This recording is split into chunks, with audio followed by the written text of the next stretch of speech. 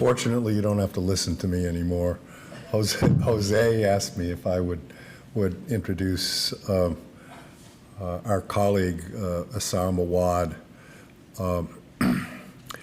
We've known each other since 1993, when John Ulatowski got me out of the doghouse with my wife because I disappeared on a mission to take care of a patient in the Middle East. And so that's 30 years.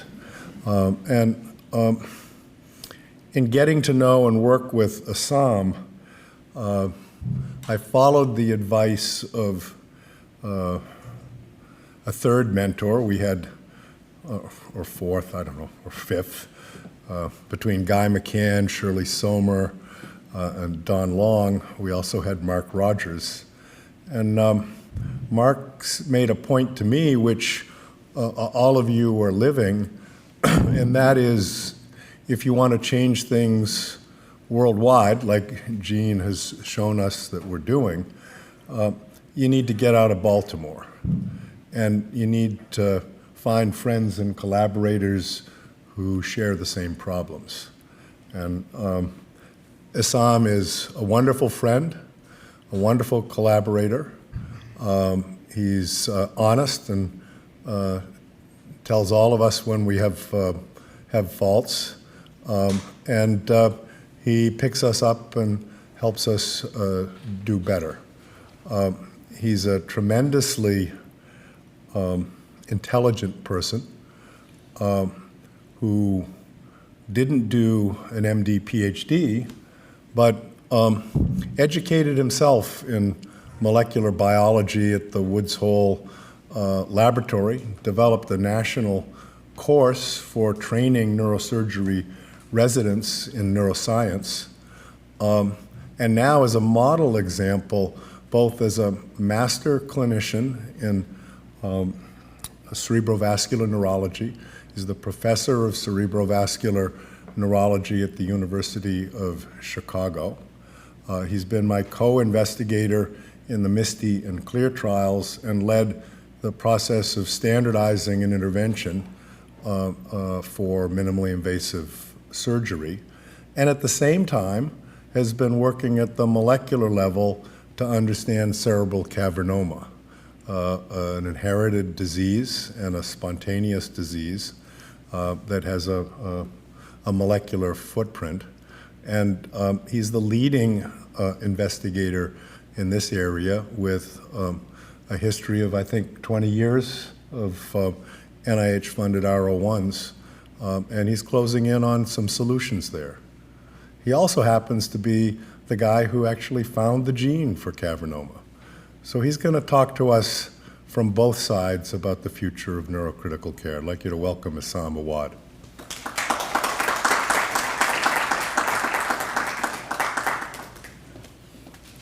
Thank you, Dan. And this is a pleasure to be with you that I cannot really tell you how much I value that. And I want to particularly thank the precious few that are staying at the end of the day. And I hope I will make it totally worthwhile for you to have done that. So I've been asked, I've been given this task. The title was chosen for me by Jose, who contacted me about 2 to 3 months ago. And he said, we want you to talk about the future of neurocritical care, and specifically help us answer, is the future of neurocritical care determined? So I gave this a great deal of thinking. And before I start, the usual disclosures, I've been mostly funded by the National Institutes of Health. I've had the benefit of philanthropic partners and some corporate partners as well. Predicting the future. So there are basically different approaches to thinking about this, and that's what this slide is about. So the first approach, starts with the old divination and astrology, and it moves toward Bayesian principles of probability of a future event linked to the probability of the prior. And then you have Henri Poincaré and the game theory, which basically defined how we do clinical trials throughout the 20th, 21st century. So we're basically talking about comparing probabilities using game theory. And now we're cautiously evolving into complex system analysis of predicting the future using this kind of diagram that you see over here, where you take many factors. Each of them impacts the choice of the... How are we doing here? Why did I... Oh, yeah. What's happening here? How can I get to the previous... Sorry. What is happening here? It's going the other way. Okay. No, it's going the other way. It's I don't know. It's going the other way rather than... Yeah, it went to the back of the... Okay, we'll give that a try. I guess touch cautiously. So the second approach is basically a historical approach, and the philosopher Ibn Khaldun talked about how tribalism and identity define the future, and how we gather together as people, nurses, doctors, neurologists, neurosurgeons, who have our own identities and tribes, and how that actually defines a lot of paradigms in history. There is something that applies here to predicting the future in this question. There is, of course, the business model. The French call it gestion des entreprises, managing the enterprise. That's what business administration is. And we're kind of managers of an enterprise, and we can look at the future using SWOT analysis type approach. And then there is, at the end, the philosophical dialectic that goes from one extreme of determinism. You got somebody with a vision, they know what they want to do, they create it, and then people will follow it. So first decide what you would be, then do what you have to do. And then on the other hand, you say there are so many unpredictable things here that you really cannot predict the future. That's what Stephen Hawking would argue. So I am going to draw on all of those approaches in this talk. So bear with me a little bit, and we'll go a little bit between these dimensions. First, a little history from my own perspective. I've been a neurosurgeon since the early 1980s, so I was in medical school in the late 1970s.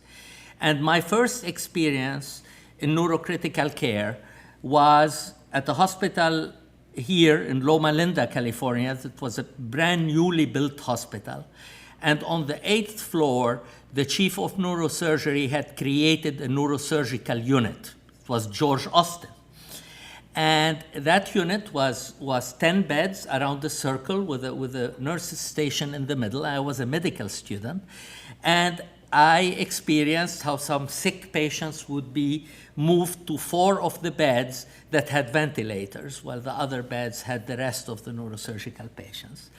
And then why the neurologists would bring patients into that unit when they got very sick. So an occasional status epilepticus or an occasional patients with Guillain-Barré would end up in George Austin's unit.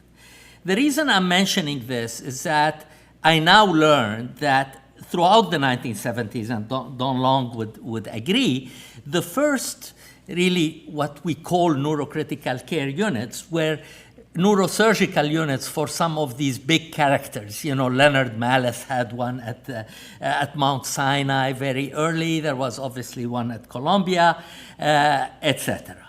Bennett Stein and Cal Post did one at Tufts in the 70s, and my wife was a nurse in that unit. And then she graduated to the Cleveland Clinic, and I met her, so I'm married to a neurocritical care nurse who was trained at Tufts. So that's kind of, it gives you a little bit of a background about how this germinated. Now, in the 1980s, when I did my residency and I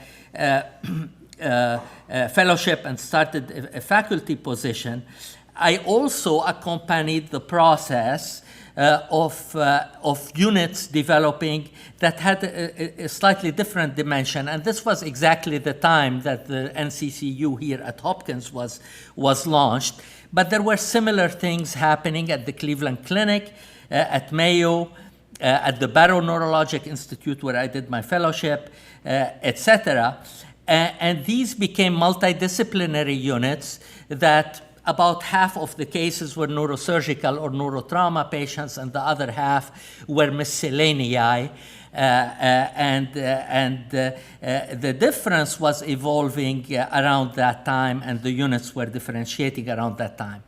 I had another formative experience during that period, is when we were sent for 6 months to Scotland to do neurotrauma, because the Cleveland Clinic did not do trauma.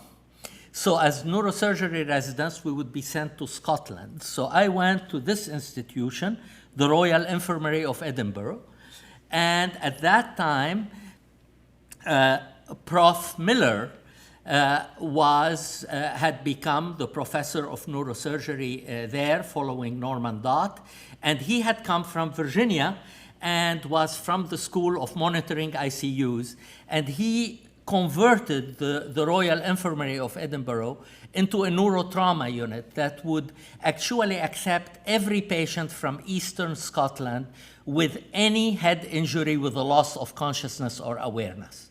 So we had a floor for the people overnight after concussion, then contusion, then skull fracture, and then at the very top near these towers that you see were the 4 beds where we did ICP monitoring. And in those days, he was studying whether it is best to treat high ICP by sedation or by osmotic diuresis. So we were comparing sedation and osmotic diuresis and the effect on the, talking about 1982, 83. So that was a very formative experience. That's a very different type of neurointensive care unit. Why am I telling you this? Is that the heritage of neurocritical care emerged from many different germlines that I had an opportunity to experience some of them. And then at the Cleveland Clinic, the same thing was happening when I returned. Now, in the 90s and since then, the evolution occurred toward the units we know today. I think the Black model of having people who have done specialty care, specialty fellowship, taking care of the patients and helping the neurosurgeons and the general neurologists with the critical care illness and the trauma doctors with the neuro illness. And these units became multidisciplinary. They had to integrate and work with anesthesia and critical care because there was not enough personnel who were trained in NCC. So basically, in order to have coverage, you had 1 week by generalist, 1 week by anesthesia, and 2 weeks, if you're lucky, by the neuro person, and you kind of develop different models of open, closed, and we are still doing this. And like Jean said, when we leave the ivory towers, the communities out there are still living in the models of the 1990s, trying to figure out how to do neurocritical care. So the next thing I want to tell you about is that the dimensions of care, education, and discovery in today's NCCU are humbling in their breadth. So if you really look at the range of science available to us, it humbles us, and it basically tells us that we are generally very shallow, because how can you be deep in all of these things? So we basically putz in a lot of these, and we hope that we are good in 1 or 2 of them. I'm talking about real population science, We heard today about how excellence arises from taking even a close look at change of quality of life over time. This is but one point on this slide. And similar to that, you could make arguments about neuroprotection. You could make arguments about all the things you heard about today, and even the study of team models, neurology, neurosurgery, stroke, trauma, nursing, all working together. If you were to kind of look back at this amazing collaboration of different sciences, I think we can look back at the period of the Renaissance. And at the period of the Renaissance, you had unique persons, they were called Renaissance men or polymath, who basically understood across disciplines. So they knew astronomy, mathematics, philosophy, and those who could also cross into arts like Leonardo da Vinci and others. It created an immense new reality that all of humanity benefited from. And if you take a few hundred years and look at our world today and where we as neurocritical care practitioners work, look at the three circles we're working in. You have heard about the immense variety in neuroscience, molecular medicine, and information science, and about the daring. Now it is not about individuals, now it's about teams that can cross these boundaries. How do we bring the real data scientists into the neurocritical care unit? How do we bring the real cellular biologists among us? And how do we create teams that involve these types of expertise? And the possibility that will arise from that is, in my view, no less splendid than what humanity benefited from in the Renaissance. Examples of some living neurocritical care innovations, you heard a lot of them today, and this is a place where many of these were born, but I'm going to just tell you about three we've been involved with in our institution.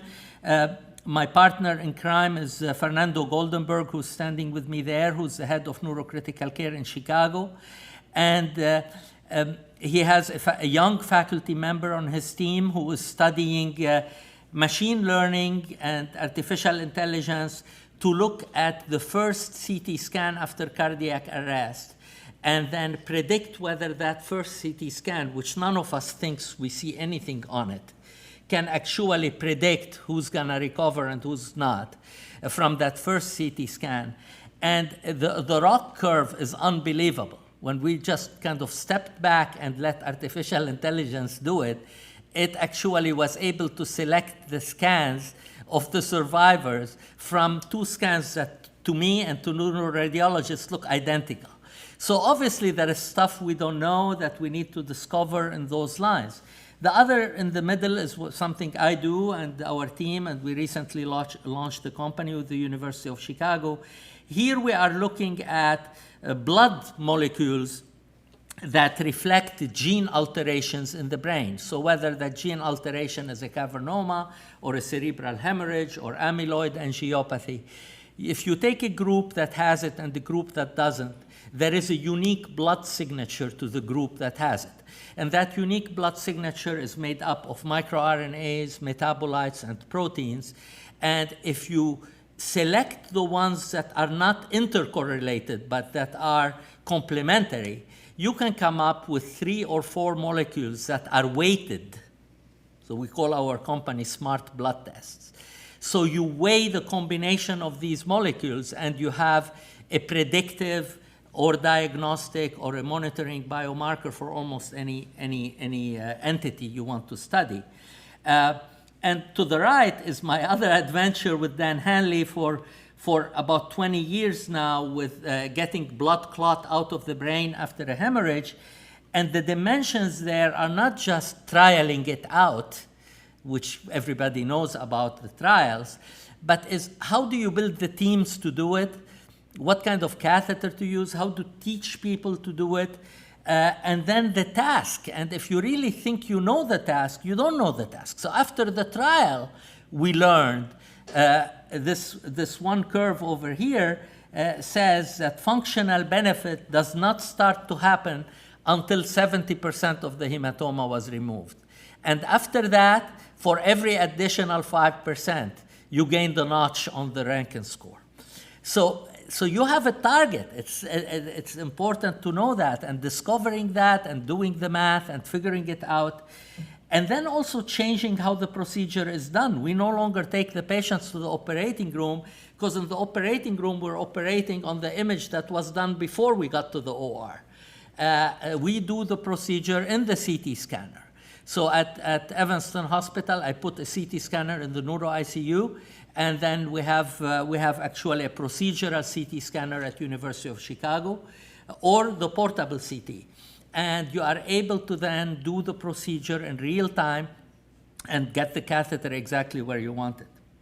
So those are changes that we discover, but we cannot do alone. We do it together, and these are realities happening in today's intensive care unit. So as we do this, we all practice medicine the old-fashioned way, back to basics, B2B. We're kind of rebels, so we do a lot of reverse disruption as we do this. And the rounding system is one way of doing it. The idea of looking at patient-specific outcomes the best way we can. The time spent with patient and family in the consult room of the neuro ICU is extremely important as we lay out some of the issues that Lourdes and others talked about what do we do today that might impact quality of life in a year. And then this paradigm of time spent on what matters. People always tell me, as a neurosurgeon, when you're not in the neuro ICU, we know what you're doing. You're in the lab or in the OR or whatever. But what does the neurocritical care guy when he's off the service for 2 weeks? What do? They just sleep because they didn't sleep for a full week? Or what do they do? So there is some of that. But I think it's one of the unique specialties where you have a little time to kind of assess what you did and maybe come to the office for a couple of hours and catch up on some other things and think and create ideas and think next time that I'm coming on, I'm going to do things a little bit different. So this idea of managing our time is something that is very unique, I think, to our specialty, and it's one that we have to reflect a little bit upon. So let me share with you in the next 4 slides a SWOT analysis, the way I have looked at it for neurocritical care. So what are our strengths in neurocritical care? There is no question we have a breadth that is immense, and we also have a focus. So we're one of the last specialties that are both a generalist and a specialist. And that is a unique strength. I don't think many other specialties offer that. We have inbred in our DNA a collaboration and multidisciplinary input, not because we want to necessarily, but because we have to. That's how our field evolved, and that's how we work. That's a strength. Our team is incredibly diverse, and not just talking about neurology, neurosurgery, we're talking about nursing, pharmacy, social work, the multi-consultants that weigh in on us. A tradition of innovation, we're the place that puts things in the brain and measures stuff and so forth, and other people kind of look at that, say, you're doing what, So that is good. It's a data hub, and we've all recognized it, and I think people here recognize this more than anyone. We heard a lot about it today. It's an educational field of dreams, right? We can educate nurses, we can educate social workers, pharmacists. Everybody gets an education when they walk into the neurocritical care unit. And I touched already on this issue of the time of call and of service. It's a time that should be invested in creativity, planning, research, recharging the batteries, etc. So those are good strengths of our enterprise. If we use those strengths, we can be an institutional pride, as you saw here. You can say, celebrate neurocritical care on the big billboard entering Baltimore. And we can even be a living symposium. When Plato wrote the Symposium, it was a dinner party to talk about love. And what he brought in were an actor, a poet, a physician, a philosopher. So people with different perspectives. And they talked about love, and the result was a 60-page Plato Symposium. So we can be a symposium. What are our weaknesses? I think we can sometimes swing to extremes, whether in over-believing what we do, that's what I call credulity, or in nihilism. Both are bad, and we have to find a balance or a paradigm of honesty between them. We tend to be overconfident in what we think is right. How many are still floating Swan-Ganz catheters? Okay? So who would object in those days? You had to float a Swan-Ganz. How can you manage? How can you even manage this vasospasm patient without Swan-Ganz? Well, guess what? We have better outcome without it nowadays.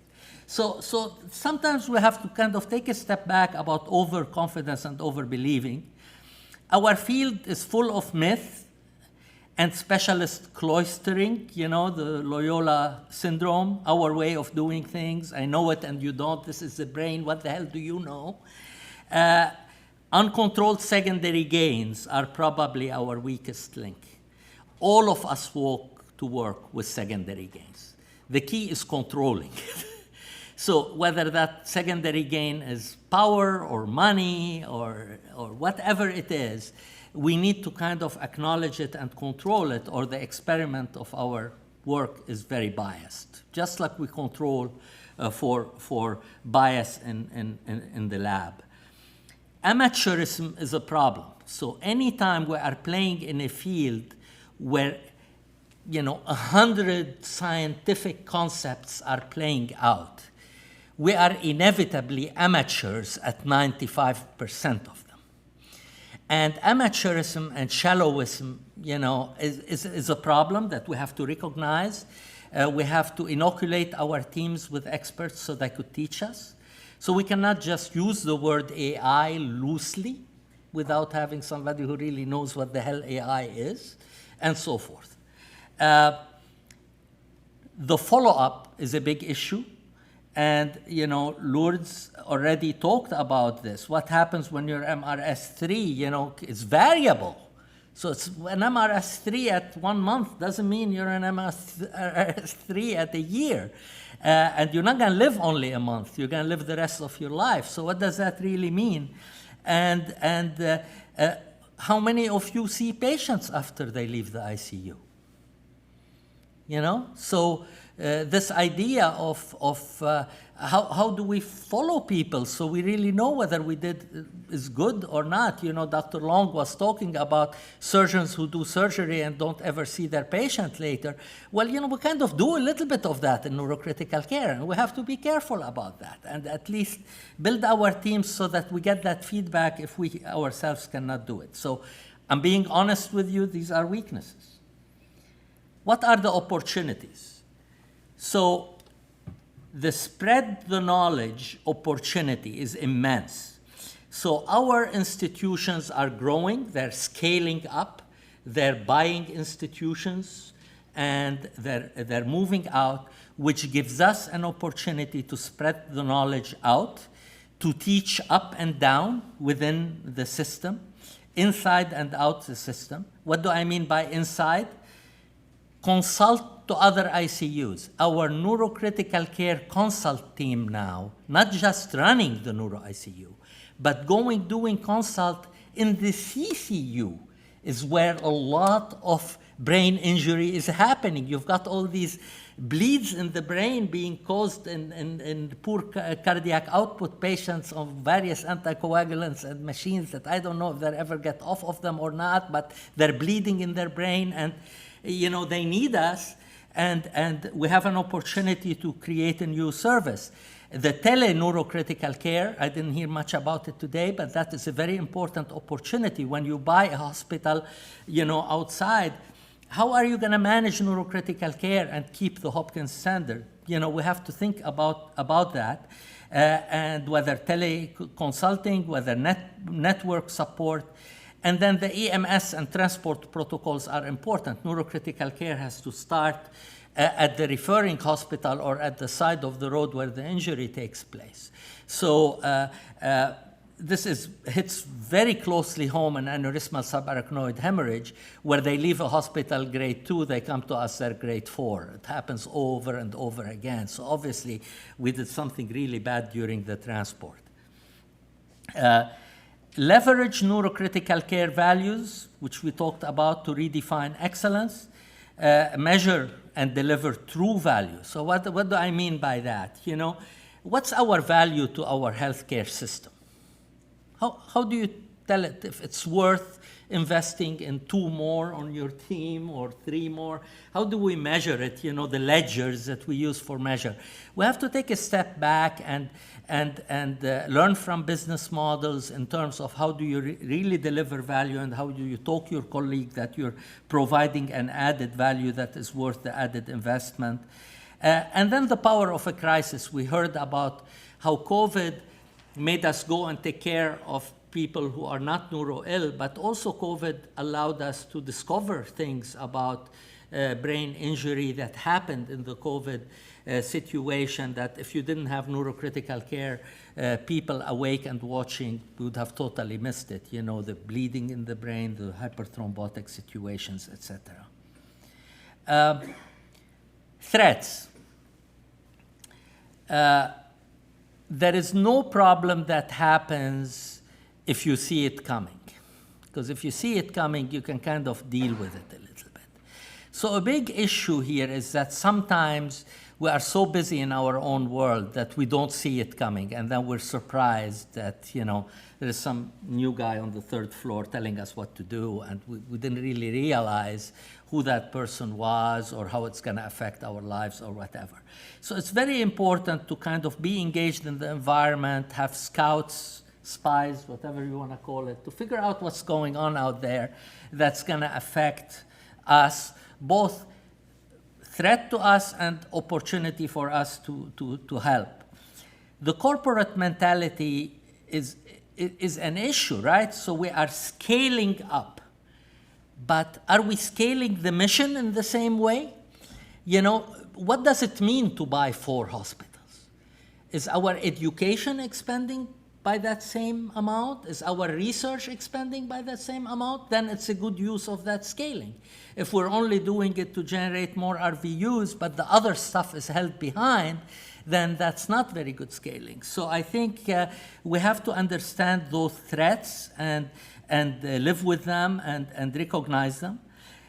Generational and cultural shifts. So a few things happened that we haven't talked a lot about. People work differently now than they did 10 or 15 years ago. It took 2 to 3 neurocritical care people back then. Now it takes 10 to do about the same. Okay. Same in neurosurgery. You know, we had 4 neurosurgeons at the Cleveland Clinic in 1980. 4 neurosurgeons. They each ran 3 ORs and they each had 3 residents. Okay? That doesn't happen right now. There are 40 of them. They're not doing 40 times more neurosurgery. Okay? It's just we live different, and that's good. I'm not saying it's bad, but we have to understand it. You know, people do take time off. People have life priorities. You cannot create an FTE without thinking about a paternity and maternity leave factored into that, without sickness leave, without all of those things. So it's not 3 people I need, it's 3.5 or 4. And you need to kind of plan that and be ahead of that.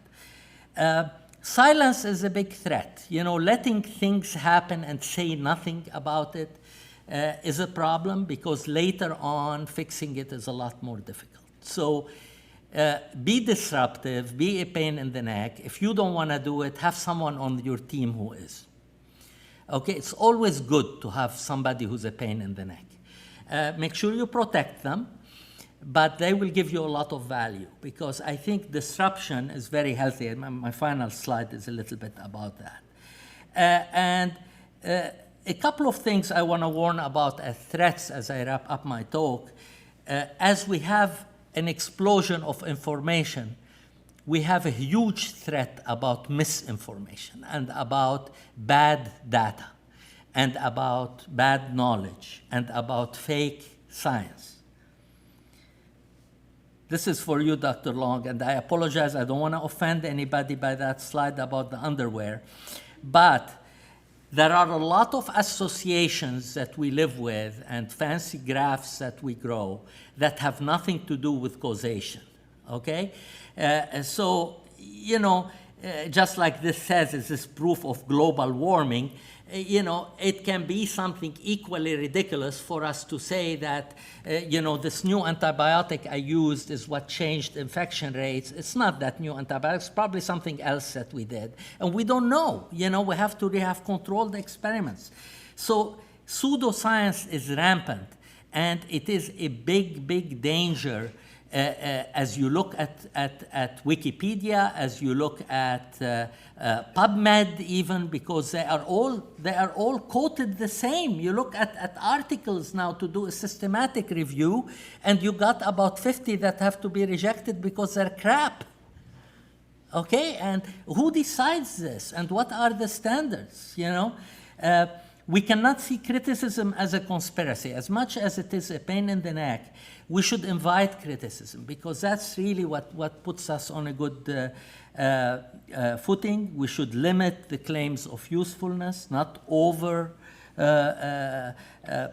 plan it, and then accurate measurements are important. It's kind of like it seems to help is not good enough. That's probably also bad. So I think beware of fake science in an era of changing values and expanding information. And this is, I think, the next to my last slide. And our heritage is as important as our future. So here I took a picture of the Royal Infirmary in Edinburgh in 1983, where I used to sleep in one of those towers, and the sister would call me when they needed me. There were no pagers. And what the Royal Infirmary looks like today.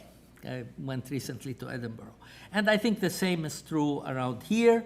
You can see the buildings where it all started and how it was immensely changing around us. So we should embrace change and modernity.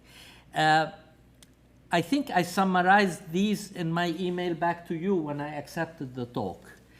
Our heritage and the future of our neurocritical care. Neurocritical care is a cradle of neuroscience collaborations and team science. There is no field in neuroscience where you have the teams working together as closely as they do in neurocritical care. It is our laboratory as well as our practice arena. There's no other area where that is true. This is where our fiercest battles are fought with disease, hopefully, not with each other. Our fiercest battles are fought and where our triumphs are shaped. This is where our ethics are more severely tested.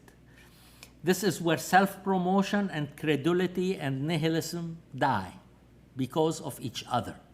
So each other should lift each other up and stomp these enemies right where they arise.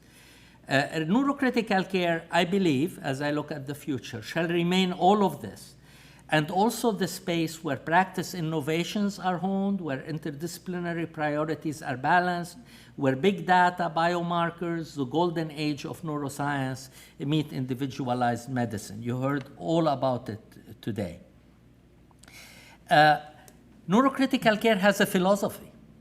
We are old enough now. This unit is 40 years old. Neurocritical care, as we know it in modernity, is almost half a century old.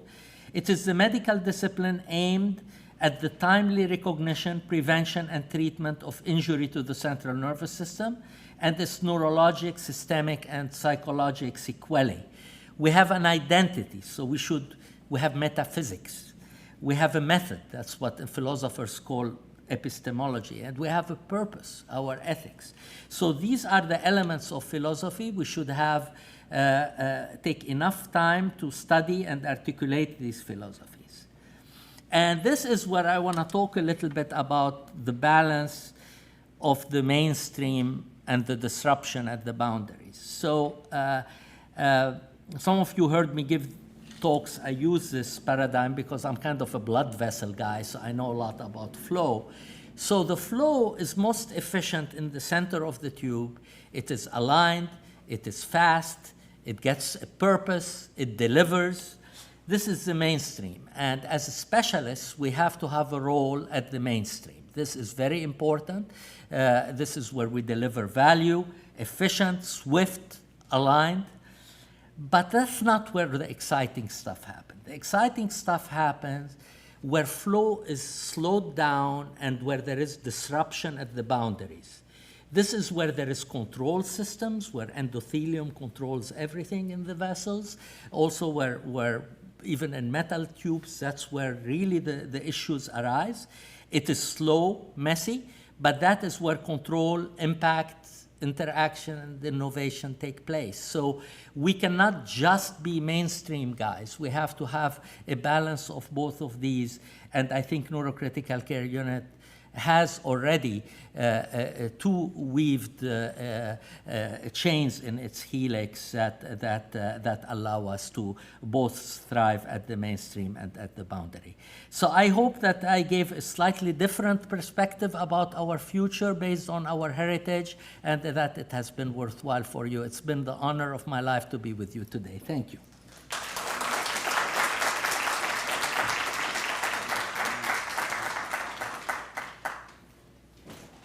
Well, thank you very much, Isam. That was a good way to wrap up this wonderful gathering today. So thank you so much for your thoughts.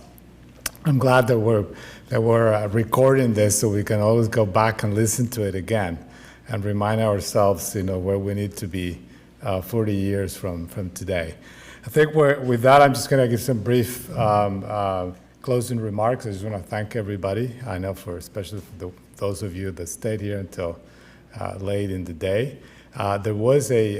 We had a special guest here that unfortunately they had to leave earlier, but I told them that I was going to mention them for those of you who saw them before and met them.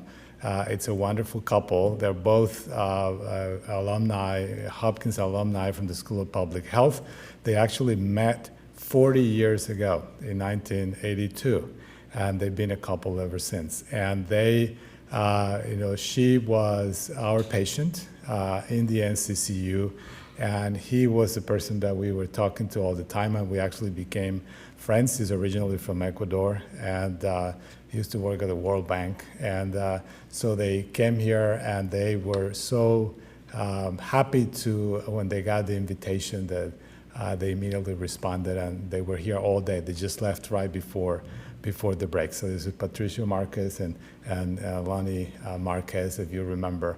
She had subarachnoid hemorrhage, and she's the best example as to why we do what we do. She was actually high-grade SAH, and we didn't think she was going to do well. And for those of you that saw her today, she looks wonderful. She was able to tour the unit.